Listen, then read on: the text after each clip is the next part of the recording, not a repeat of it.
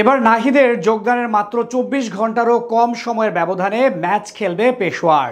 এদিকে দলের সাথে এখন পর্যন্ত কোনো অনুশীলন করা হয়নি টাইগার পেসারের।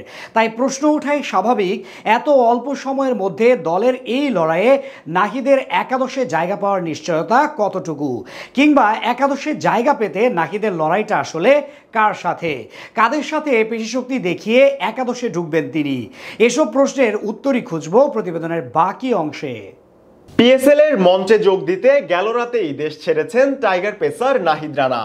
মাঝরাতে নাহিদের হোটেলে পৌঁছানোর এক ভিডিও পোস্ট করেই তাকে বরণ করে নেয় বাবর আজমের পেশোয়ার জালমি। প্রথমবারের মতো কোনো বিদেশি ফ্র্যাঞ্চাইজি টুর্নামেন্টে খেলতে গেছেন চাপা এক্সপ্রেস খ্যাত পেসার। এর আগে আসরের নিলামের হাড্ডাহাড্ডি লড়াইয়ে নাহিদকে গোল্ডেন ক্যাটাগরি থেকে দলে ভেড়ায় পেশোয়ার। তাই বাংলার গতি তারকাকে নিয়ে তাদের প্রত্যাশাটাও একটু বেশি। তবে জিম্বাবুয়ে সিরিজের প্রথম টেস্টে থাকায় পিএসএল কিছুটা পরেই শুরু করছেন তিনি।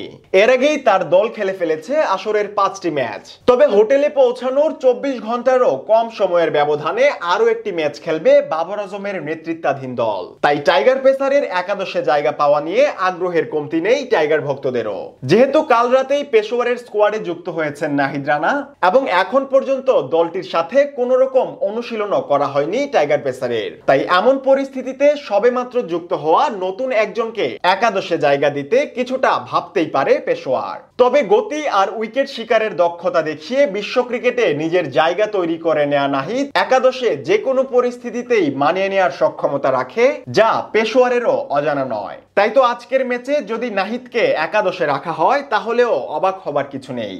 তবে একাদশে জায়গা পেতে নাহিদকে লড়তে হবে দুই বিদেশি পেসার আলজারি জোসেফ ও লুক উডের সাথে, যেখানে চলমান আসরে এখন পর্যন্ত প্রতিটি ম্যাচেই খেলেছেন ক্যারিবীয় পেসার আলজারি জোসেফ। 5 ম্যাচে 7 উইকেট নিলেও অবশ্য তার ইকোনমি খুব একটা ভালো নয়।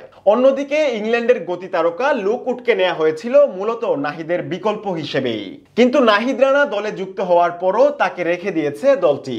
আসরে এখন পর্যন্ত 3 ম্যাচ খেলে বাহাতি এই পেসার 6.81 ইকোনমিতে শিকার করেছেন 5 উইকেট। তাই নাহিদের মূল প্রতিদ্বন্দ্বী হবেন এই দুই পেসার। এছাড়াও এখন পর্যন্ত পেশোয়ারের 5 ম্যাচেই অদল বদল করে খেলানো হয়েছে 5 বিদেশিকে, যার মধ্যে মিচেল ওয়েন আর জোসেফ প্রায় নিয়মিত। যেহেতু ওয়েন অলরাউন্ডার তাই তার দলে থাকাটা একদম নিশ্চিতই।